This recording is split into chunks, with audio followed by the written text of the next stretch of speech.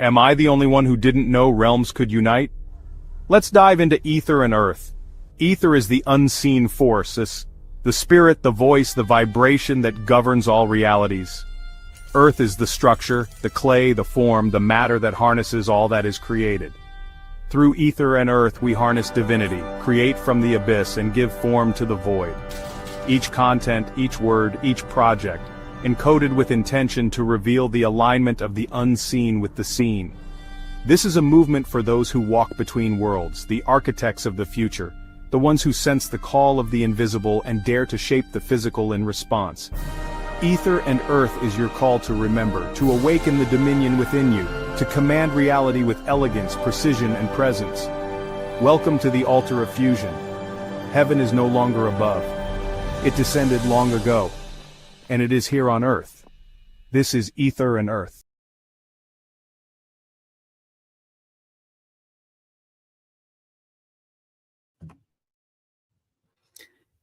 Hey everybody, welcome to our first episode of Aether and Earth. This is my friend Samuel.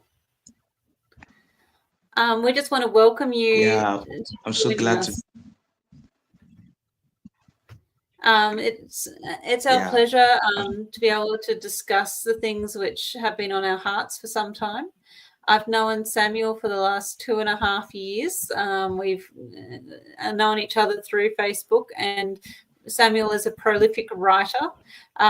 He has been writing consistently now for over the last 2 years, and that's what really spoke to me originally when I first got to know Samuel.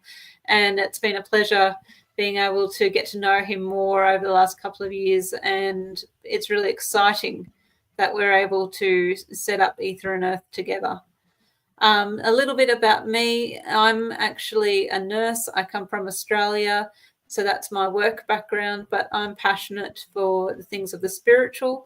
I come out of a Christian background. I've actually grown up in church and had my teenage years through church, my young adult years, and I've actually left church probably about 8 years ago.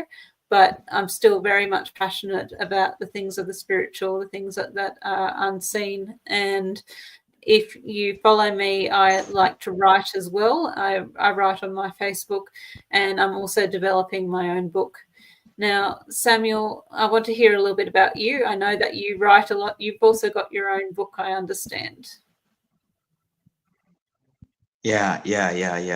So I've been active on Facebook for the past 2 to 3 years, very much active, writing and a whole lot of inspiration and a whole lot of thoughts that has been on my mind for a very long while. So I just come online and there's a level of spontaneity that comes forth, and I just begins to articulate some things that have been on my heart, I've been talking about. And coming from a very strong religious background, but there has been a little bit of transition, shifts, upgrades, and a whole lot that's happened over the past couple of years, which I'm grateful for, right? A whole lot of things that a lot of people understood, a lot didn't understand. It's just the way it is, but I'm grateful for every stage of my evolution, and to be happy to meet Kirsten. She has been a great inspiration, such a strong writer that travels the world to be able to unpack different realities about the world, different cultures, different traditions, finding ways to help consciousness. She has been in Africa. She has also been in major parts of Europe, and it's been a blessing to know her. It's been such a blessing. I've learned so much from her, how she has been able to be open to other cultures, open-mindedness, and it's been great. It's been great, and I'm so glad to do this with you. It's great. Yeah. You're a force to be reckoned with, Samuel, and you have so much energy to you. So it's such a pleasure to have you with me on this show, and I really look forward to seeing what we can unpack together. I was just thinking when you were talking just now, in terms of you're talking about how things enter your mind to write, and I can very much attest to that as well. It's like catching wisps of an idea. You just capture this phrase or this idea, and then all of a sudden you sit down to write with it, and it is such a playful kind of energy to be in, like such a creative, playful energy, to be able to unpack it, to be able to actually, you know, form and create something much bigger out of it and create a construct. And I've seen you do that time and time again with your words. Yeah, yeah, it's more of like a whisper. It's almost like in my imagination, I see words in puzzles. Like I see words in puzzles, and those words are leading up to words. And sometimes in my head, those words begins to arrange. Those words begin to arrange. It's as if there's a whisper that has a way of teaching me how to articulate languages, how to bring it alive, how to a lot of things I have been pondering for a while. The words is just a flow. It's effortless. It's not something it's not something that is learned. It's not something that you struggle to. It's just something that comes with that awareness and heightened awareness of you within you, what is going on within you, what's going on beyond your immediate environment. It's just a higher vibrational state of thoughts. Even me sometimes, I'm in awe of the things I write. Even me myself, I'm in awe, and even me myself, I'm learning. Yes. I'm like, what? Sometimes I go back to what I written. I'm like, did I really write this? Yeah. Yeah. And that's when you know just that power of inspiration that you've received, and just what, you know, you're capable of. I keep thinking a little bit about, you know, just the imagery of, say, walking in your own neighborhood, and you have a main street, and that main street you walk down every single day, you know, so you know that street, you know where you're going. But sometimes it pays to know Yes, the house exactly. on your right, or the house on your left, or the street to your left, or the street to your right, etc. And by doing so, you are expanding your level of awareness. You're expanding your level of consciousness that you have. And, you know, this is where that experience is opening up to you as you write, as you continue to unfold, you know, what has been placed in your mind. You're actually able to explore new regions or new areas. Probably physically, you're actually exploring your own brain and your own neurons, but figuratively, you're actually exploring new realms and new ideas, new concepts, and that's really powerful. Yeah, it's like a journey into different realms and dimensions within yourself. And one thing about it I realized is that the more I unpack, the more I realize it's not just inspiration in terms of words. There is a heightened awareness I get about myself. Like it's like I get to rediscover myself again. For each level of inspiration I come into, there is a fresh realization. The realization comes with a higher awareness of myself. In the areas where I have underestimated myself, I begin to see myself more powerful. I begin to realize, wow, I can do more. I have more capabilities. My capacities are more stronger. My powers are higher. It's like it's linked to my identity. It's my identity unpack. More inspirations that are linked to my multidimensionality begins to come forth, and I realize, wow, I have this ability, I have this potentiality, I can do this, I can do this. This thing that's been impossible to me is possible to me. I can confront this situation. I can over. It's just a confidence boost. A confidence boost. It's not. It has nothing to do with. It's not rooted in the external. It's rooted in within. Something that keeps unpacking. Level of high intelligence that just keeps unpacking, and I'm really grateful for it. Yeah. Same thing with you. When I read your writings, it's like I'm getting exposed to an entire new environment, new upbringing, something that I've not been able to see before, like a new light. There's a way you architect it.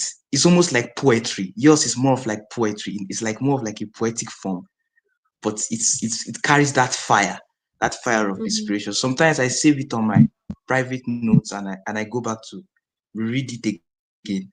And when I reread it again, I get more inspirations to write further. That's how it works with me. When I'm open to your words, it's just as if your words are like gateways. You know, when you are in conventional schooling and they give you something like scheme of work, The teacher, the Mhm. lecturer say these are the topics we're going to be handling today. That's how your writings actually seem. It's almost like you're giving scheme of work, you're giving like an introduction, like a welcome into rhymes. And immediately I get to meditate on it, then I begin to go deeper. That's how it works for me. Thank you, Yeah. Samuel. Yeah, no, I'm just thinking about it, and what we have is we've got this great privilege because we're the voyagers, we're the people that are standing on the cusp of this current dimension, looking outwards, seeking, searching for truth, searching for reality, creating bridges from here to there. And it's an honor and a privilege for us because what we write is actually providing the language, is actually providing the structure for other people to be able to enter into that truth. And so it is such a profound architectural truth in what we are doing, is we are creating the vision. We're writing down the vision as well, making it plain for people so that they can understand how they can experience it for themselves. So it's such an exciting place to be, but at the same time, I don't think everyone understands what we're doing. I don't think everyone understands what's on our hearts. So it's unpacking it as much as we can in our writing to make it something that's easy to receive, easy to understand, easy to know, for people to experience it for themselves. Yeah, yeah, yeah. And that's what I've been trying to do for the past few years. That's what I've been trying to do consistently on Facebook for the past few years, to be able to like bring people into like to make you relate with it in the simple terms, not make it far out, right? But to be able to be relatable. These things to be able for it to be relatable. And a huge part of understanding these realities is open-mindedness. Open-mindedness. If you are open-minded, you are not, if you go beyond your religious sentiments, your religious belief. Yes, it's great to have your beliefs, it's great to have your convictions, right? But if you can go beyond that, if you can be open-minded enough to consider the perspective of others, to consider others people's viewpoints, then you'll be able to relate deeply, because you realize that these things we are seeing is something that you have felt maybe once in a while, but you have ignored it. These things that we talk about, you realize that there is actually a witness. You may not necessarily agree with it, but you cannot say it's not true, because once in a while in your journeys, you have felt something like this. You have felt, but probably because it doesn't conform to what everyone is saying around you, it doesn't conform to what you have been taught, it doesn't conform to upbringings, how you were raised, how you came up, what you have been taught all through in your early childhood, and what you think is the truth and what you think is a lie. So that space of doubt, that space of should I accept, should I throw away this, is this error, is this right? That's space of controversy within your mind. So it might be a little bit tough, it might be a little bit difficult, but if you're open-minded enough, you can realize, okay, this is the perspective of others. And the moment you have this open-mindedness, your mind becomes absorbent. Your mind becomes, you are able to now glimpse into it. The more you're open, I've realized over the few years I've been writing on Facebook, people that are open-minded, even when with their beliefs, with what they know, what they have been taught, a little open-mindedness opens them up immediately, and immediately it begins to unpack, because it is not just words we are speaking, it is not just words we are writing, it is spirit and life. We are witnesses of consciousness, we are witnesses of a higher level of awareness, we are witnesses of a realm of the kingdom of heaven within us, beyond the external. So, and the kingdom is within everyone. So if you are open-minded enough, it will bear witness within you. There will be a steering within you. There will be that sense of, oh, I know this thing, I've felt like this,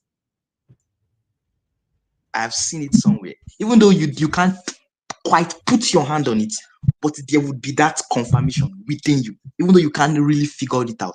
I've had a lot of people come and tell me, Sam, the things you say, they are very hard, they are very strong, very hard to understand, very tough.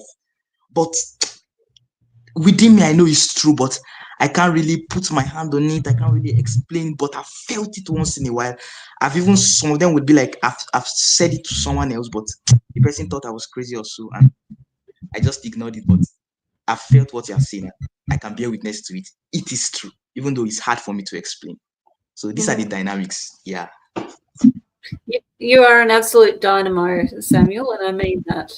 You certainly caught my attention, and you continue to catch my attention in what you write and what you speak. And I'm reminded that, in our speech, in our thoughts, in our emotions, everything is governed by us and how we then use that to create our reality around us. So abracadabra is meant to mean, as I speak, I create. And so we are creating with our words out the world around us. We are creating the reality out of which we live in, whether that reality is just for ourselves or whether that's for others included. It just depends on what we're speaking into.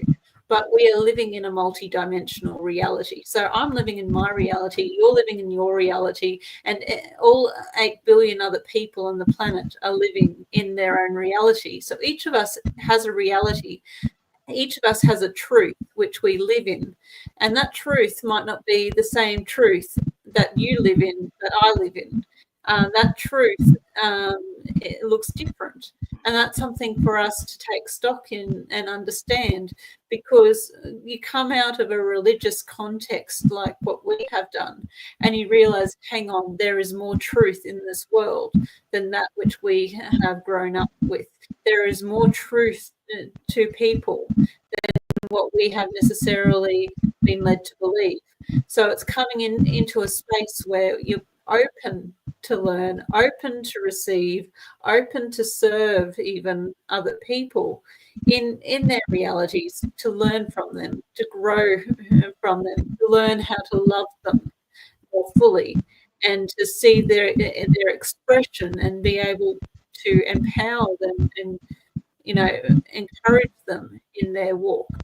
And I think that's a very powerful thing, because in Christianity or churchianity, what has been a main theme is our religion is right, your religion is wrong, this is the right way, that is the wrong way, where it's coming into a recognition that we all have our own way, we all have our own ways, and just because someone's way is different doesn't mean it's the wrong way.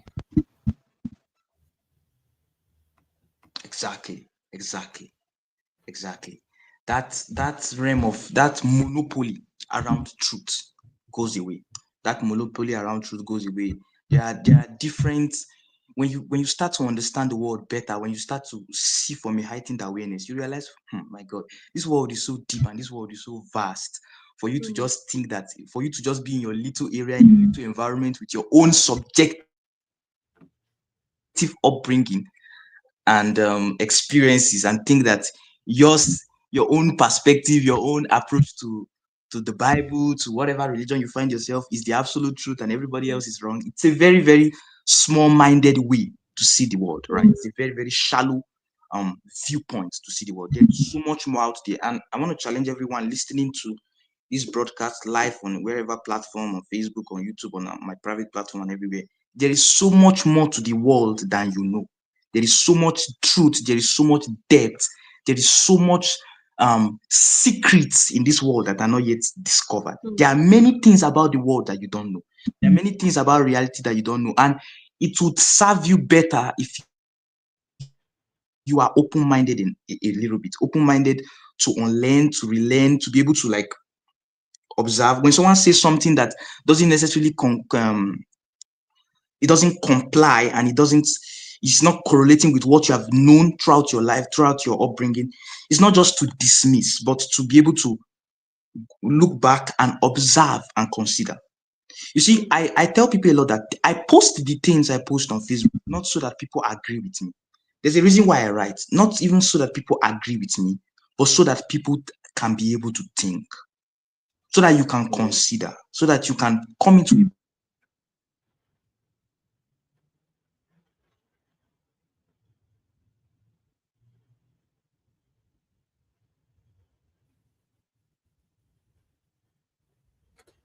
I think we might have just lost Samuel. So, because that is another cycle of. You're back? Yeah. Yeah. Yes, I'm back.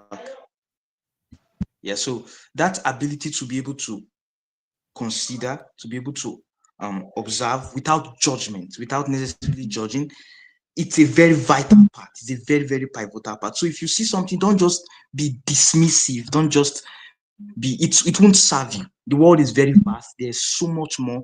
There's so much. Reality doesn't revolve around what you have known in your church, in your school. The world is vast. The world is so big. And one thing you must understand about the world, the things that are going to make you reign in life, the things that are going to make you have dominion in life, it's not something everybody will tell you. It's not something everybody will want to teach you.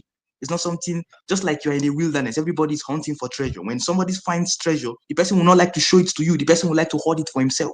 So even the information that you feel like you agree with and you are boasting that it is your truth and it is the absolute truth is just another information that was given to you to keep you low, to keep you a slave, to keep you beneath your true potential. But when you are able to trust your intuition, because your intuition within you never lies, that's part of you that beyond just your intellect, that instinct over intellect, instinct over intellect, instinct over intellect, that instinct that is beyond the programmings of your intellect. If you are able to be open to it and just think, observe, you're going to come into a place of realization. That's basically what I always say every time. I don't say the things I say for anyone to agree with me, for anyone to necessarily believe, but just to bring you to that point so that you can think. That's why I say some kind of things. That's why I use some kind of words that might be termed controversial, so that to expand your mind, so that you can see and reason and question. I'm like, oh, wow. So why is it like this? So why is that like this? So why did we do this thing? So why am I thinking like this? Why do I think the way I think? Why am I reacting to what he's saying in this way? Why am I reacting to what she's saying in this way? Why do I feel triggered when somebody says this kind of thing? So you can begin to question your beliefs and observe, not necessarily to even agree, but to come into that point of questioning, because it's in that point of questioning that we are able to fully unpack truth. Yeah. I think there's so many things that I can say based upon what you just said, Samuel. I'll try and restrain myself, though. What I can say is it's the glory of kings to search out a matter, right? You are a king. You are the king of your own life. You reign. And you're also the priest. You also serve. You serve those around you, but you are king. And so it is your own glory to be able to search out these matters for yourself. It's your own glory to be able to come into the riches of your own understanding and your own knowledge. And that's going to serve you for the rest of your life. So this is where it becomes the milk and the meat story. You know, you've been on milk for so long, and surely, you know, in terms of religion and experience, you're thinking there's got to be more than just milk. And then you see some meat, and it's up to you if you want to try the meat. Now, there might be all kinds of questions that you have about the meat, about where the meat has come from and how the meat was prepared and what the meat might taste like, and if it's too tough or if it's tender.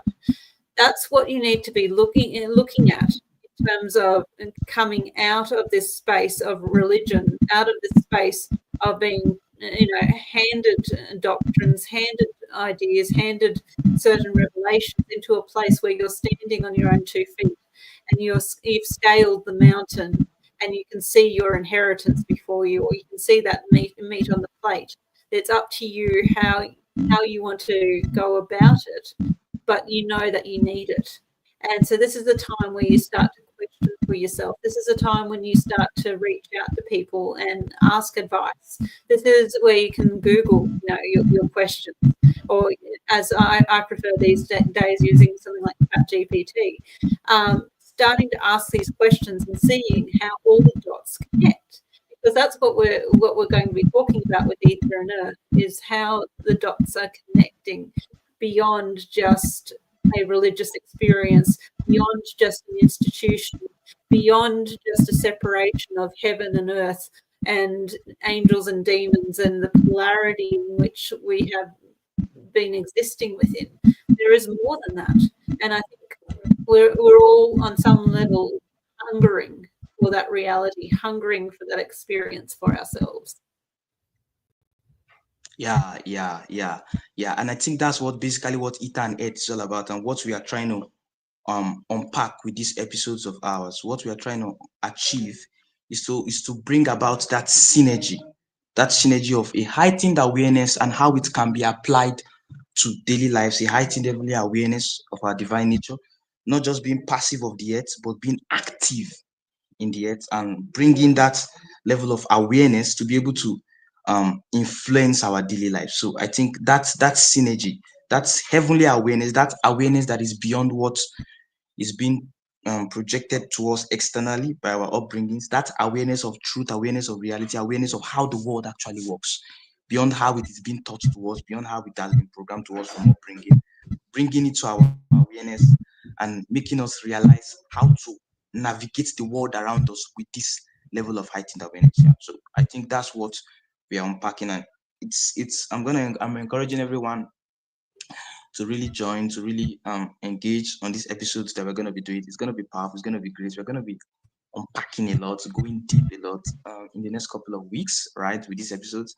So it will be great, right? If you have any questions that you would like us to address, anything you would like us to go deeper on, you can actually put it in the comment section, and we will address it as the days go by in the next couple of weeks. So we are going to be like going deeper.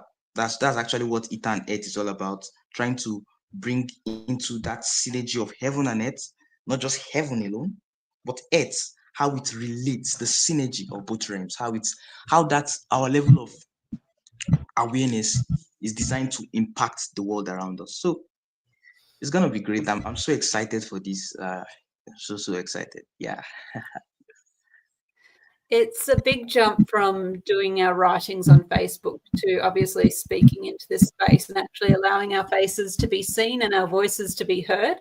But we're both excited because this is our passion. We're passionate about seeing it unfold in our lives, and we're passionate about seeing it unfold in your life as well. And that's why we're here.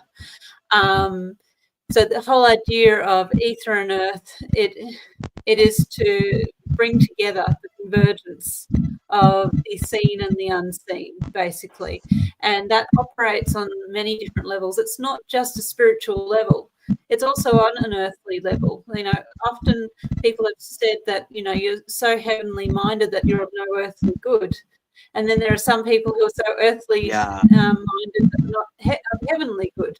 You know, the idea is it's that synergy, it's that cohesiveness of the both together in us, and that's where you find the convergence. You find that in us, in our lives, and being able to master these different realms, which expand, you know, so much beyond what we are even aware of, because there are multiple realms in existence, including other dimensions. So by the time you start to, you know, explore some of this, you realize there's a lot more than just our 9 to 5 routine every day. There's a lot more to life that we can unpack.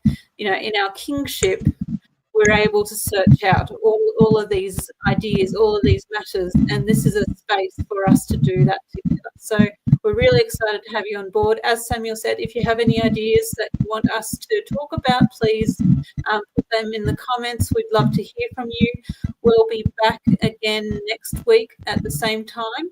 So 11 a.m. Western African time on Wednesday, or 8 p.m. Australian Eastern Standard Time.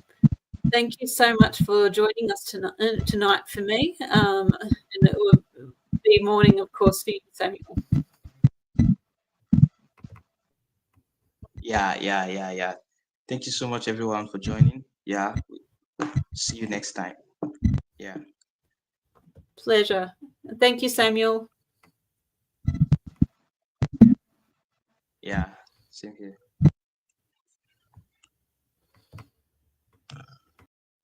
Why do mystics find power in the unseen? Let's unlock the realms of Aether and Earth. Aether, the unseen force, spirit, voice, vibration, weight. Earth, the clay, form, matter. Together they forge a dominion of divine essence, a movement for those who walk between worlds. Command reality with elegance, precision, and presence. Welcome to Aether and Earth. Stay tuned.